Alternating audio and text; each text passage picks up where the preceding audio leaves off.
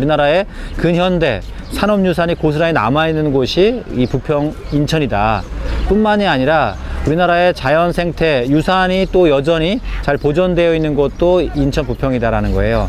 그래서 한남정맥이라고 하는 백두대간에서 갈라져 나온 산줄기에서 또 거기서 발원한 굴포천을 따라서 북성포구, 그 다음에 인천 앞바다의 대표적인 아주 관광지라고 할 수 있는 월미도까지 이렇게 쭉 둘러보는 프로그램을 마련하게 된 거고요. 이걸 둘러보면서 우리 시민들이 인천이 참 그래도 괜찮은 동네구나 라고 하는 걸 좀 알았으면 하는 취지에서 이런 프로그램을 마련하게 됐습니다. 일제강점기부터 근대화 과정까지 우리나라의 근현대사가 고스란히 녹아있는 곳 인천. 뿐만 아니라 인천은 자연생태 문화유산으로도 중요성을 띠고 있는 곳이기도 합니다. 한강의 남쪽을 담당하는 산맥인 한남정맥. 그 산맥의 발원하천인 굴포천을 따라서 인천의 문화유산과 산업유산, 그리고 지금까지 보존되고 있으며 앞으로도 계속 보호해야 될 자연유산에 대해서 탐방을 떠나봅니다. 여기가 그 부평의 인천의 가장 큰 하천이라고 하는 굴포천의 발원지입니다. 물론 옛날 기록해 보면 조금 다르게 나와 있긴 하지만 지금 현재 그 하천을 다녀본 바로는 여기가 제일 긴. 과거에는 물이 잘 나왔다고 그래요. 그래서 여기 있는 분들이 실제로 저렇게 약수도 표지석도 세우고 막 그랬는데 지금 여기에 떨어지는 빗방울은 어디로 가냐? 일로 쭉 따라서 개울을 따라서 가는 게 바로 굴포천이고 그 굴포천은 한강으로 갑니다. 그런데 이 뒤는 바로 만수천이 돼서 쭉 들어가서 남동구청 옆을 지나서 담방마을, 혹시 들어보셨는지 모르겠습니다. 그 담방마을에서 장수천을 만나갖고 바로 서해로 바로 들어갑니다. 그러니까 이게 뭐냐면 오늘 여러분이 기억하셔야 될 그 내용 중에 하나는 바로 우리나라의 산들은 바로 큰 강의 발원지가 된다는 거예요. 그리고 큰 강 두 개가 나뉘는 경계가 된다는 겁니다. 바로 이 뒤에 있는 산은 굴포천과 만수천이 나눠지는 경계가 되는 산이에요. 근데 더 크게 보면 여기는 한강의 발원지입니다. 물론 한강의 발원지가 저 태백산에 검룡소라고 하는 뭐 붓이 있긴 하지만 거기는 제일 긴 발원지고 여기도 따지고 보면 한강의 발원지라는 거예요. 그래서 바로 이 뒤에 있는 산을 뭐라고 하냐, 한남정맥에 있는 산이다 해서 한남정맥 마로금이라고 표현합니다. 한남정맥, 여기서 말하는 한남정맥은 한강의 남쪽이라는 뜻입니다. 그래서 인천을 이해할 때 바로 이 한남정맥을 이해해야 됩니다. 이 한남정맥이 왜 중요하냐면 그 인천 경기만이 우리나라의 중심이고 관문입니다. 지금 뭐 인천공항, 그 다음에 인천항 이 있어도 지금도 다 외국인들이 들어올 때 어디로 옵니까? 인천으로 들어오죠. 인천 경기만으로 들어옵니다. 근데 이게 지금만 그런 게 아니라 옛날에도 그랬어요. 언제? 삼국시대에도 그랬습니다. 그래도 삼국시대의 삼국이 서로 한강하고를 차지하기 위해서 피 터지게 싸웠다고 국사 시간에 배우지 않습니까? 그 이유가 바로 이 물 때문에 그렇습니다. 물 때문에. 물이 바로 물고기가 다니는 길이기도 하지만 사람이 그 물을 따라서 이동을 많이 했기 때문에 바로 이 물길은 입구가 되는 곳은 바로 관문이 됐던 것입니다. 그래서 한강하구에 해당하는 인천 경기만은 대한민국의 중심이 되는 바로 관문이었다라는 거예요. 그래서 그거를 오늘 이해하는 게 오늘 답사의 핵심이다라는 겁니다.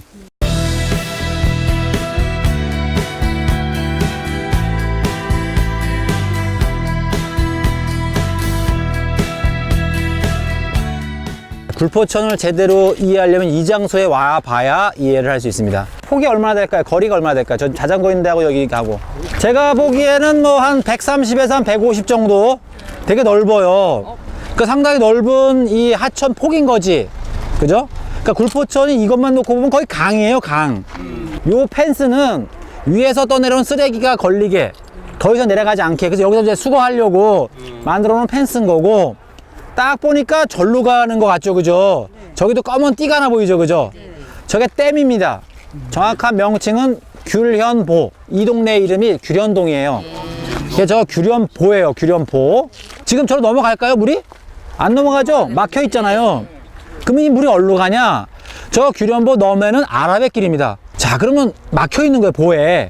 그러니까 귤현보에 의해서 굴포천과 아라뱃길은 막혀 있어요. 평소에는 만나지 않아, 물이. 물이 많이 와야, 비가 많이 와야 이 물이 저 보를 넘어가 갖고 아라뱃길로 들어가는 거예요.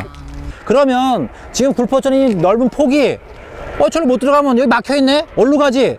바로 저 앞에 보세요. 관문 보이시죠? 4개. 네. 이 물은 절로 지나가게 돼 있습니다. 평소에는 150m 폭의 하천이 그 흘러온 물이 다 절로 지나가야 되는 거예요. 절로. 그럼 어떤 상황이겠습니까? 하천폭이 줄어드는 거예요. 그런 걸 뭐라고 하냐? 유식한 용어로 병목 현상이다 이렇게 하잖아요. 그죠? 네. 그러니까 물이 제대로 지나가겠습니까? 지나가지 않죠. 그러니까 여기 물이 정체되는 거예요. 물이 흐르지 않는 거야.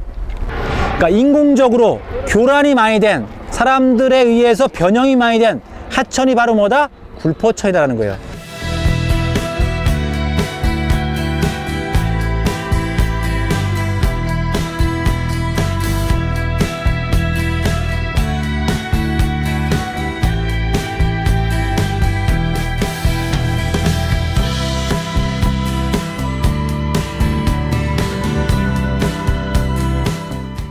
지금 여러분이 사 계신 요곳이 바로 북성포구라고 하는 곳입니다.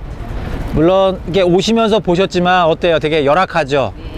예, 그리고 주변에 공장지대의 소리에 냄새도 그 아까 그 조선소에서 나는 냄새, 여기에서 좀 악취 냄새, 뭐 진짜 뻘 냄새, 모든 게 섞여 있어요.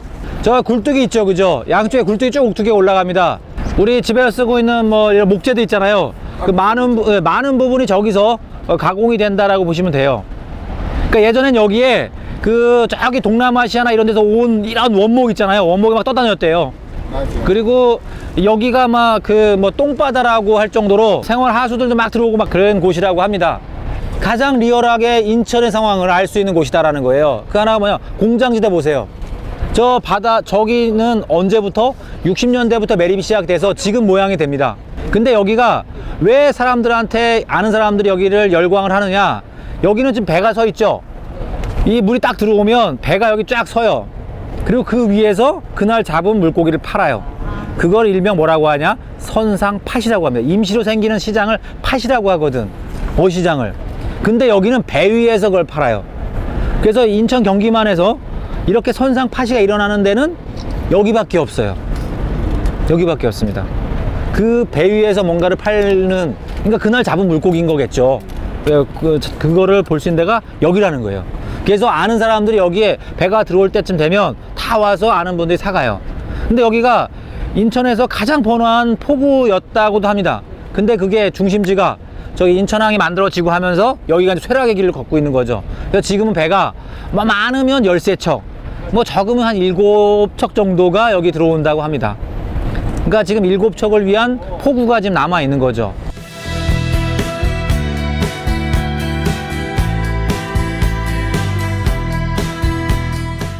인천을 이해하는데 빼놓을 수 없는, 물론 대한민국의 역사에서 빼놓을 수 없는 게 일제강점기와 6.25잖아요. 인천은 특히 더 그 6.25의 상처가 되게 크게 여전히 남아있는 곳입니다. 맥아더 장군이 6.25 때 인천 상륙작전이라는 걸 하지 않습니까? 그때 포격을 엄청나게 붙잖아요. 월미도에. 그 당시에 월미도에 북한군만 있었던 게 아닙니다. 민간인들도 있었어요. 민간인들도. 그때 그 포격에 상당히 많은 민간인들이 피해를 봤다라고 하는 게 이미 국가조사에서 확인이 됐어요. 그분들의 이 한이 아직도 안 풀리고 있습니다. 월미도에 사는 분들의 원주민들이 살던 마을이 이쪽에 지금 이 공원사업소 깔고 앉은 이 뒤에 있었는데, 그 뒤로 그 포격 이후, 그러니까 여기를 이제 6.25 끝나고 나서 주둔을 군인이 한 거죠. 그리고 나서 이제 주민들은 여기가 살다가 이제나 저제나 이제 여기 나가면 여기에 살 거다라고 했는데, 그 다음에 이제 공원이 딱 들어오면서 그러지도 못하는 상황이 지금 되어 있는 상황입니다. 아마 보상도 제가 알기로는 잘 못 받으신 걸로 알고 있어요. 지금 저희가 그런 현장에 와 있는 겁니다. 여기 상당히 많은 사람들이 오고 있거든요.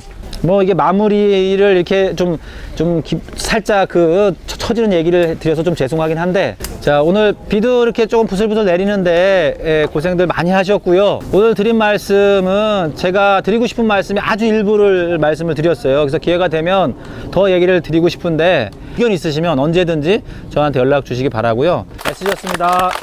자. 정말 인천이 해양 도시였나?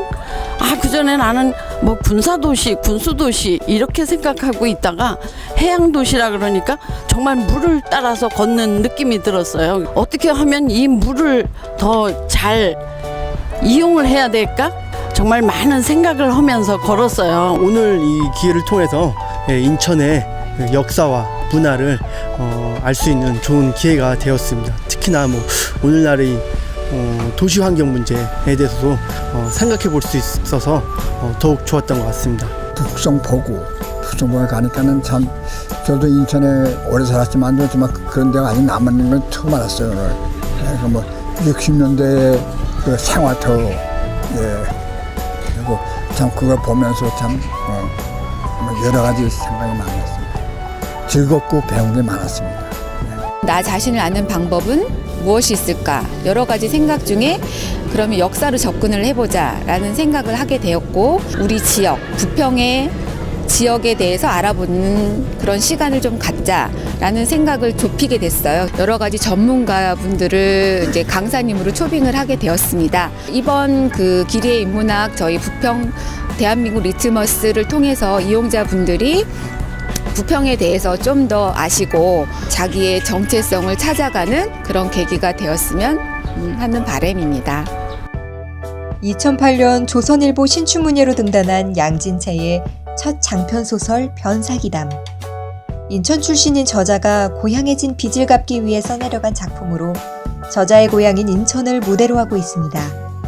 무성영화 시절 인천에서 변사로 활동한 기담이란 인물을 중심으로 지금은 쓰러지고 빛이 바랜 그 시절을 풍성하게 재현해냈는데요. 자유공원, 제물포 구락구, 조개지, 우텄골, 인천 상륙작전 상륙지점 등 인천의 역사적 명소들이 배경으로 등장하고 일제강점기와 6.25 전쟁, 그리고 월미도 미군 폭격 사건 등 지나간 시대상이 소설과 함께 흘러갑니다. 2017 도서관 기류의 인문학 프로그램을 운영하고 있는 인천광역시 부평도서관은 1982년 5월 18일 개관했는데요. 여러 분야의 지적유산을 체계적으로 수집하고 비치해 독서문화 활성화를 위해 노력하고 있으며 지역 주민의 삶의 질을 높이고 다양한 요구를 충족시켜드리기 위해서 다채로운 문화 프로그램을 운영해 자기개발의 기회를 제공하고 있습니다. 기리의 인문학